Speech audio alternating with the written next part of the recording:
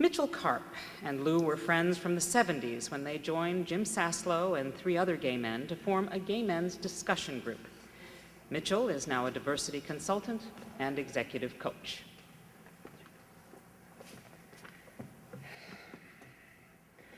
I want to serenade you about my friend Lou Rispoli, not with a Mozart sonata or a Chopin nocturne, but rather with the Gloria Gaynor in-your-face disco version of I Am What I Am from La Cage aux Folles. I want to shout, stamp my feet, and be in your face. I want to grin with glee and tell each of you how wonderful, smart, talented, and special you are. I want to send you a love note on a Post-it or an email. I want to cook you a fabulous meal. And I want to be there without being asked, just when you needed a kind word or some emotional support or assistance, because that's who Lou was for me, and I suspect for many of you as well. It's hard not to be flattered and somewhat intoxicated by someone who, upon meeting you for the first or second time, turns to you and blurts out, "Hey, you're cute, you're smart, and you got good politics. We're going to be good friends." The compliments are still open to debate, but he certainly was right about the friendship. Ours was a friendship measured not in the number of hours spent together or in the similarities of lifestyle, interest, or career choices. I like to think that Lou and I complemented and supported one another in ways that both tickled and challenged each other to step out of our comfort zones, consider different perspectives, and explore options. That's what happens when you love and respect someone. They can say or do almost anything because it's a given that whatever they say or do, even if it's upsetting or hurtful, comes from a place of love and caring. When I think about Lou, 3 words come to mind: loud, loving, and loyal. Lou seemed to take particular pleasure in being outrageous. Sometimes it was reflected in his choice of clothing, insistence on smoking when everyone around him was quitting, or his general demeanor. But mostly it was displayed in his willingness to call someone out for their arrogance, insensitivity, or homophobia. I can recall more than one occasion where Lou confronted a boyfriend or partner of mine for being rude, inhospitable, or treating me in a way that Lou thought was unkind. At times, he'd refer to himself as a loud guinea, knowing it would irritate my diversity trainer sensibilities. But before I could react, he'd burst out laughing at himself and the absurdity of the situation, and I couldn't help but join him in the laughter.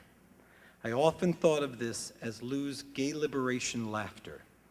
It was as if on a daily basis, Lou encountered the world and proudly proclaimed, "I'm a big Italian, New York born and bred gay man, and if you have any problem with that, deal with it."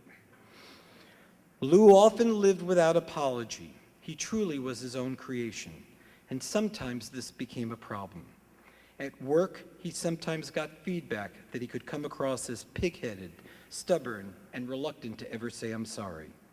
Yet he was also one of the most hardworking, creative, and conscientious employees any boss could wish for on their team. Give Lou the respect and positive feedback he needed, and he would do whatever it took to make every project and event be as successful as possible. Lou was proudly gay, proudly married, and proudly political. His commitment to justice and inclusion were unwavering. And Lou didn't just love you, he embraced you in a bear hug. His smile was beaming, and his exuberant face let you know he was genuinely happy to be around those whom he cared about. Lou's love was boundless. It was expressed in food, the elaborate meals he created and served with Danielle. It was present in his passion for art, and walking through MoMA or the Met with Lou and Danielle was always a treat. It was evident in his enjoyment and knowledge of music, and the countless hours he and Danielle toiled together in their magical garden was certainly a labor of love. But Lou's love was most evident in his thoughtfulness and kind communication. No dinner or outing occurred without a follow-up note complimenting my hosting, letting me know how stimulating and engaging he found our conversation, or offering an afterthought or word of encouragement in response to any self-doubt or upset that I had shared the day before. I learned an important lesson about love from Lou. When I was trying to decide whether to stay or leave a relationship, Lou turned to me and said, "For me, it's simple. If you find yourself standing in your partner's corner, cheering him on, then that relationship is always worth preserving and fighting for. But if you find yourself standing across the ring, arms folded, judging and criticizing your partner, then it's time to leave, because that's not good for either person in the relationship." I think Lou coached, cheered, indulged, quarreled with, embraced, and supported Danielle in every way he knew possible. And not disappointing Danielle was always one of Lou's top priorities. The fact that so many of us here today have known Lou for 20, 30, or more years is a testament to his loyalty.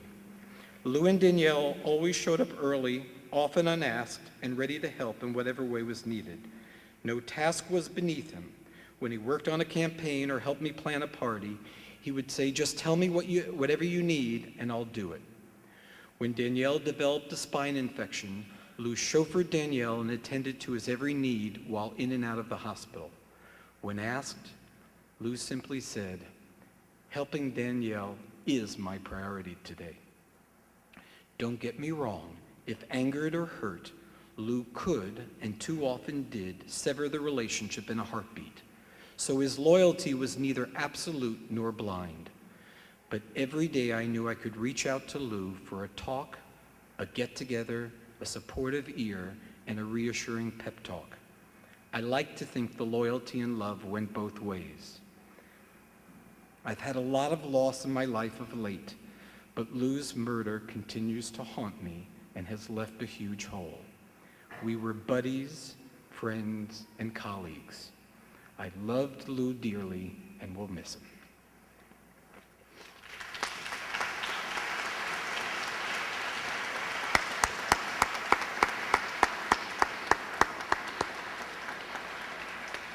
Thank you so much, Mitchell.